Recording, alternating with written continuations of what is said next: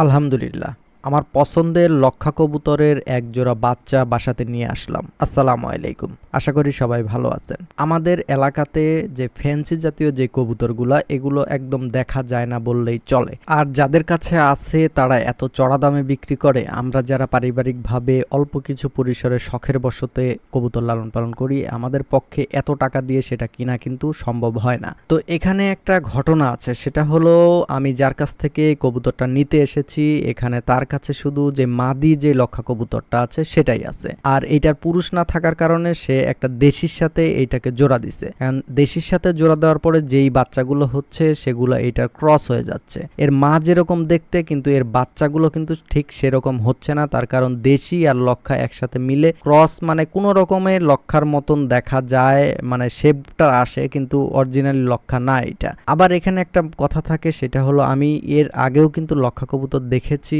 বা আমি ভিডিওতেও দেখেছি যে লক্ষা কবুতরের যে সাইজটা কিন্তু এর কাছে যে মাদি লক্ষা কবুতরটা আছে অনেকাংশে মিলে, আবার অনেক কিছু মিলেও না। তো আলহামদুলিল্লাহ, যদি এইটা অরিজিনালি লক্ষা হয় তাহলে তো ভালো। আর আমি যেহেতু পুরোপুরি লক্ষা কবুতরের বাচ্চা পাচ্ছিলামই না, সেই ক্ষেত্রে আমি এই ক্রসটাই নিয়ে নিলাম। ওই যে কথায় আছে না যে দুধের স্বাদ ঘোলে মিটানোর মতন, তো সেই রকমই যেহেতু আমার কাছে নাই, সেক্ষেত্রে ক্রসটা নিয়ে গেলাম। একটা অন্য রকমের জাত একটা আমার কাছে একটা থাকলো। তবে ভবিষ্যতে আমার চিন্তাভাবনা আছে, আল্লাহ যদি সেই তৌফিক আমাকে দান করে, তাহলে আমি এই কিছু কিছু ফ্যান্সি যে কবুতরের আইটেমগুলো আছে সেগুলো আমি আমার সংগ্রহে রাখবো। তবে সেটা অল্প, একদম সীমিত আকারে। তার কারণ আমি দেশি কবুতর নিয়ে কাজ করতে চাই, আর দেশি কবুতরটা আমি একটু বৃহৎ আকারে করতে চাই। আমার ভবিষ্যতে আরও যেসব প্ল্যানগুলো আছে এগুলো আস্তে আস্তে আমি আপনাদের মাঝে শেয়ার করব। তার কারণ আমি চাই না যে হুট করে আমি কোনো কিছুতে ইনভলভ হয়ে যাই। তার কারণ আমি প্রত্যেকটা কাজ করার আগে অনেক দেখে শুনে বুঝে আমি সেটা করার চেষ্টা করি। তার কারণ আমি চাই না হুট করে কোনো কিছু করলাম আর সেখান থেকে আমি বড় আকারের কোনো লোকসান পেলাম আর সেখান থেকে আমার মন উঠে গেল। তার কারণ আমি যেই কাজগুলোই করি প্রত্যেকটা কাজ হচ্ছে আমার শখের কাজ, প্রত্যেকটার মধ্যেই আমি একটা আনন্দ খুঁজে পাই, যার কারণে আমি সেগুলো আস্তে ধীরে করতে চাই, যেন আমি যতদিন জীবিত থাকি আমার যে শখের কাজগুলো, আমার যে শখগুলো, এগুলো যেন কোনো দিনই মারা না যায়। তো এই কবুতরটা নিচ্ছি আমাদের গ্রামে, বলতে আমাদের একদমই পাড়ারই ছেলে, সে আমার সম্পর্কের নাতি হয়, ছোট ভাই বলে ডাকি। তে ওর কাছে যখন আমি শুনলাম যে এরকম কবুতর আছে, তে আমি বলার সাথে সাথে সে রাজি হয়ে গেল আর সে কবুতরটাও আমাকে দিল। তো এই কবুতরটা আনার জন্য আমি আমার এক চাচা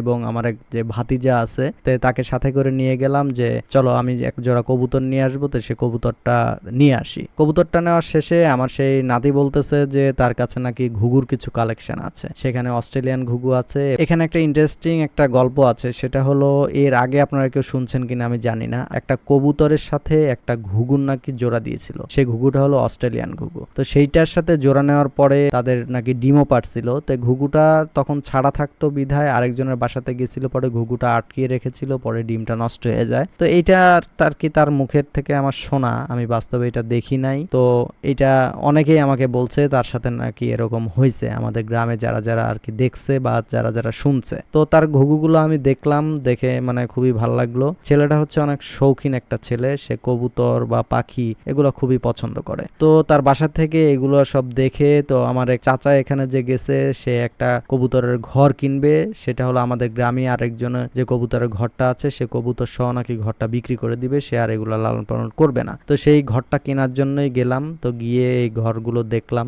দেখে শুনে পছন্দ হইলো, তারপরে তার সাথে কথা বলে সেই ঘরটা নিয়ে নিল। তো আলহামদুলিল্লাহ, কবুতরটা নিয়ে আমি একদম বাসাতে চলে আসছি। বাসাতে এনে আমার যে একটা খাঁচা আছে, এই খাঁচার মধ্যেই প্রাথমিক পর্যায়ে দিয়ে তাকে আজকে রাতটা, যেহেতু আমি একদম বিকেলবেলা নিয়ে আসছি কবুতরটা, যে আজকে রাতটা এখানে থাক। তো যারা এতক্ষণ ধৈর্য ধরে আমার ভিডিওটা দেখতেছেন তাদেরকে অসংখ্য ধন্যবাদ। আর আপনারা অবশ্যই ভিডিওগুলো বেশি বেশি শেয়ার করবেন, আপনাদের শেয়ারে হয়তো বা আরো অনেকজনের কাছে ভিডিওটা পৌঁছাবে। তো দেখা হবে আবার নতুন কোনো ভিডিওতে, নতুন কোনো বিষয় নিয়ে। ততক্ষণ সবাই ভালো থাকবেন, সুস্থ থাকবেন। আল্লাহ হাফেজ। আসসালামু আলাইকুম।